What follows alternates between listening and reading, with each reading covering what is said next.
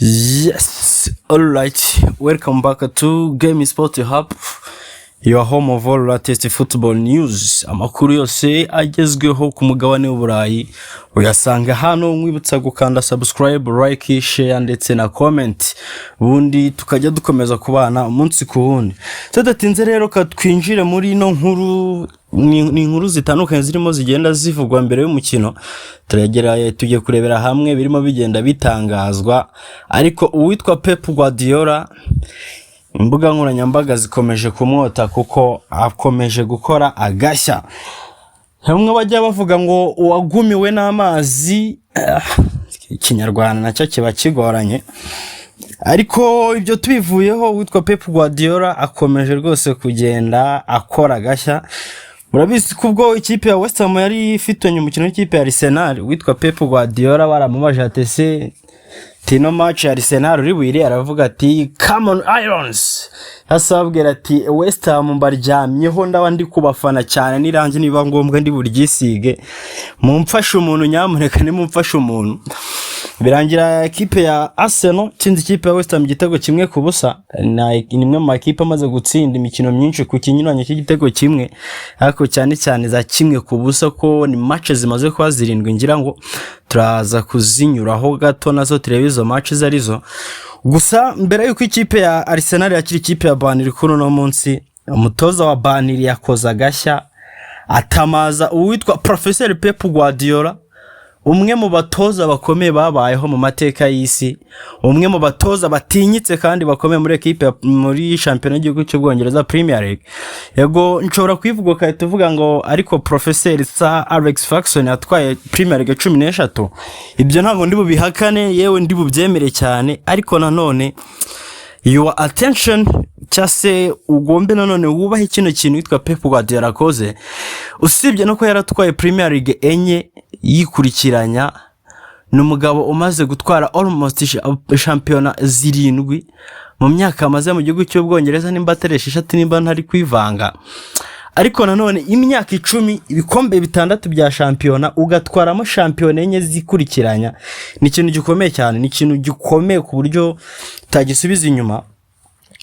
Umutoza rero wa Burnley n'umutoza wo musigire bamwita Michael Jackson, uyemeye ko uwitwa Pep Guardiola amaze igihe amuvugisha amusaba kumutsindira ikipe ya Arsenal, ndetse anavuga yuko yaba yaramuhaye tactique akagenamo ibitekerezo, amubwira ati nyamuneka nujya gukina na Arsenal runo ruhande uzajya ikinuku, nibona bigenze gutyo ikinuku.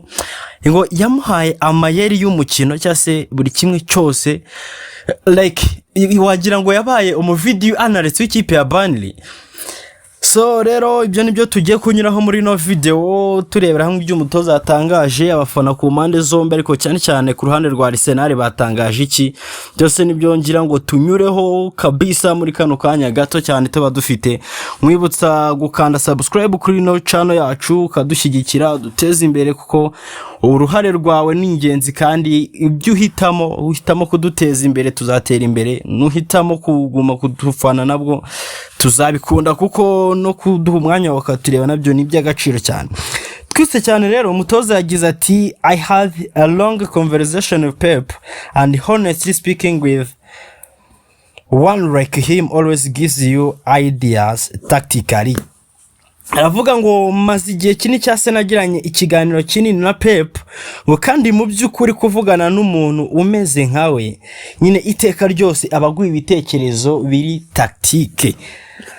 We spoke about positioning, pressing, and how difficult Arsenal can be when they start controlling transition in the games. Akagira ati twaganiriye ibijyanye no guhagarara, uburyo bwa positioning, tuganira ibijyanye no kwataka cyase uburyo bwo kubasatira no kubambura umupira pressing, ngo ndetse tunaganira ku buryo Arsenal iba ari mbi cyase ibiteye ubwoba iyo itangiye gukontrola umukino, uburyo itangamo amapasi yaba maremare yaba magufi. Mbega nyine Arsenal itangiye kuyobora umukino, itangiye kuyiha ubwisanzure bwa equipe nkolo, like nyine akaba ifite ubwisanzure bwose kuri ballon.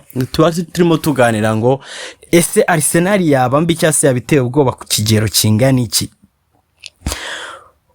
Ngo Pep knows better than anyone else how dangerous Arsenal are, so listening to his detail and advice was valuable for me as coach. Agakomeza agira ati Pep azi kuruta undi muntu ari wo wese ubukomere cyangwa se ubukaka n'ubushongore bwa Arsenal. Ngo rero kumva amadetaye n'inama akugira cyangwa se n'inama ngiraga ni ibintu by'agaciro gakomeye cyane kuri njyewe nk'umutoza. Well, of course nobody is giving a magic formula to stop a team like Arsenal, but those conversation helps you to think differently and prepare smarter. Kongera akavuga ati ariko nyine ndabizi cyangwa se nkuko namwese mubizi, nta muntu ugiye kuguhamaje like nta muntu ugiye kuguha ibitangaza, nyine na formula idasanzwe, na formula wenda agiye guhimba cyangwa se agiye guhishura kano kanya ngize ari formula ya maje yo kuba wahitagarika ikipe ngo by'umwihariko ikipe imeze nka Arsenal. Ko nyine Arsenal ni imwe mu makipe meza muri no season imaze gutsinda imikino igera muri 42. Arsenal kuri finale ya Champions League, Arsenal yabaye Premier League, kandi umuntu ashaka yavuga ngo with merit, avec merit, kwera yuko n'ubundi nubwo sometimes avuga ngo imisifurire abafana ba Liverpool ejo nabonaga baba cyane barake bavuga ati imagine to qualify for Champions League ku bitego nkabira ko bagaruye n'igitego batsinzwe bwo bakinaga na Manchester United, bavuga kwitwa Benjamin Sesko nabwo abantu ari umupira yakozeho. So imisifurire n'ubundi ni ikintu gihora kigarukwaho impande n'impande, ubwo ra kubanga iyo misifurire ba myiza ku ruhande rumwe ejo ikongera ikaba mibi, iyo ubashije kuyirenga ukavamo nyine ukaba uri umuntu uyoboye, cyangwa se ukavamo nanone ukaba uri umuntu like a big guy who top the league, umuntu nyine uyobora urutonde rwa championnat mpamvu tuvuga ngo biri avec mérite. So akavuga ati rero nubwo nta maji cyangwa se nubwo nta bitangaza agiye kurema, ariko nanone kuvugana na Pep Guardiola kugirana ibiganiro nk'ibyo bigufasha gutekereza mu buryo bwagutse kandi butandukanye no kuba wakwitegura neza kurushaho. Even though we have been relegated, we still want to compete properly and make life difficult for them. Arangije avuga kano kantu this life no balance kabisa. Avuga ati nubwo bwose twamanutse ariko turakifuza guhangana cyangwa turakifuza guhatana mu buryo bwiza, ku buryo turi buza gutuma ibintu bibakomera cyangwa se ibintu biri buze kubagora. So kandi kino sina ngombwa ngaba kivuze already turabizi ko ushobora kubona ikipe nka Wolverhampton yamanutse nabizi ariko ikwizirikaho mukanganya, ushobora kubona ikipe nka Burnley n'ubundi yigendeye ariko kwitsinda bikangura Liverpool, ushobora kubona Wolverhampton nyine nta kirwanira ikakwishyura from 2 goals behind, cyese ikakwishyura ibitego bibiri uri Arsenal yo rutonde rwa champion mukanganya. Ibyo bitabikwereka ngo how difficult Premier League are. So akavuga ati rero nubwo bemeze gutyo turaza kugumya guhangana, turaza kugumya kurwana ewana mpaka nago turi buze kwemera yuko Arsenal yaza kudutsinda mu buryo bworoshye. Ari ravuga ngo if Arsenal think they are going to have or they are going to take 3 points in title race, it will be a surprise. Nimba Arsenal tekereza ko yagiye gufata amanota 3 y'ubuntu yoroshye cyangwa se amanota 3 like amanota 3 asanzwe yoroshye cyane, ntago biri buze kubagora, biraza kubagora cyane, cyangwa se nibaze no gutungura wabone tubakoreraho ibisa na surprise. Uyu mugabo rero ibyo ni byatangaje, ariko nanone abafana bamwe bakavuga ati ese nimba koko mwari mwaranavuganye ibyo bintu ni ngombwa ngo wifate utamaza umutoza like umutoza nka Pep Guardiola man, ukaza kuvuga ngo yansabye faveur, ntago ibyo bintu akagombye kubigira ibanga ukaza kubigumana ku giti cyawe ariko ntuza kwirirwa muteza abantu. So byo rero ni bimwe mu byagiye bigarukaho cyane nanone, kandi tugarutse kubirimo biravugwa n'ibitangazamakuru bimwe na bimwe, abafana ku mpande zose.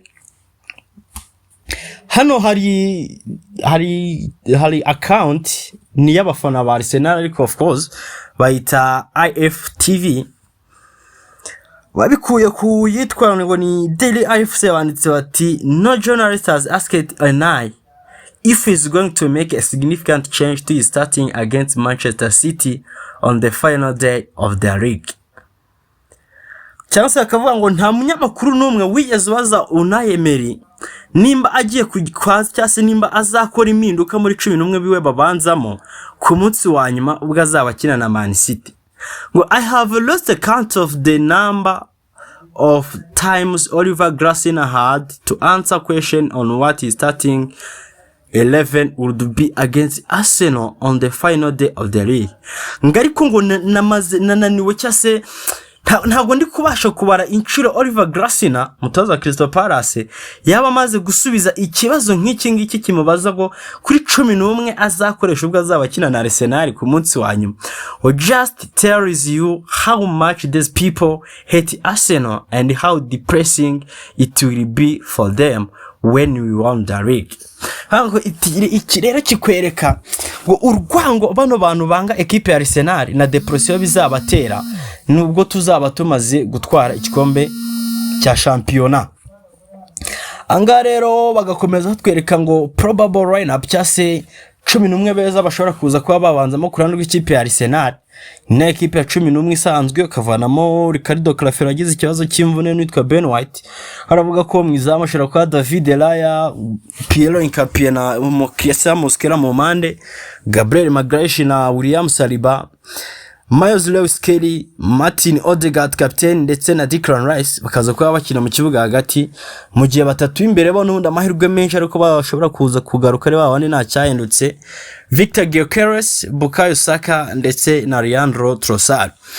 So kimwe twahoze tuvugaho cyase kimwe twari turimo tugarukaho mu kanya gatambutse ikipe ya Arsenal muri ino season imaze gutsinda match 7 igitego kimwe ku busa. No kuvuga ngo Arsenal nimwe mu makipe atebwa mu buryo bw'imidefendere ku buryo iyo bashije kuba yakwanamo igitego biba bisa nko kurira umusozi kuba wayishyura. Yes, bijya bibaho amakipe arayishyura ko nka Brentford banganyije kimwe kuri kimwe match twahoze tugarukaho ya Wolverhampton Wanderers abisha ibitego 2 ariko nanone kuvuga ngo ko wagenda ugatsinda Manchester United igitego kimwe away ukakirinda igitego cy'umunota wa 10 na kangahe match ikarinda irangira. Like bikwereka nyine uburyo Arsenal ari kipe ifite uburyo imidefanda muri ino sezo butebwe. Ibyo rero ntabyakaba ari byo abantu bamwe bashingiraho bakwereka yuko Arsenal ari imwe mu makipe yo gutinywa cyane cyane muri ino mikino 2 yanyuma isiga bavuga ngo ati kibe kimwe tukibone twiryamira inyuma match irangire ducyura amanota yacu 3 game turaba tuyisoje. Bitandukanye na Man City irimo ivuga ati dutsinde byinshi nitugira imana Arsenal gatakaza amanota turaza kuba twabona amahirwe yo kuyegera. So bakagongera kakubira ngo Arsenal byibura mu mikino 15 iheruka gukina yakiriye equipe izamutse iyo sezo nta match nimwe yari yananganyamo. Kandi akaba harimo match bakiriye n'ino equipe ya Burnley murayibuka ya Burnley ya Vincent Company bakayitsindamo ibitego 3 ku busa aho batsinze Leeds n'ino sezo n'ubundi already atsinda ibitego 5 Sunderland mu rugo yariye 3. So abona ko equipe ya Burnley nagara amahirwe menshi ufite kuza kuba yakwitwara neza kuri uyu munsi. Hano hari predictions bamwe mu bafana b'equipe ya Arsenal ubwo namwe ndagira ngo mumanuke muri comment muzamura imiriro mutwibwire ngo eske visit Rwanda uyu munsi muraza guserebora Arsenal iraza gutsinda cyase abi Manchester mu birombe bya zahabu umunsi baraza kubona inkuru nziza yo kusereborera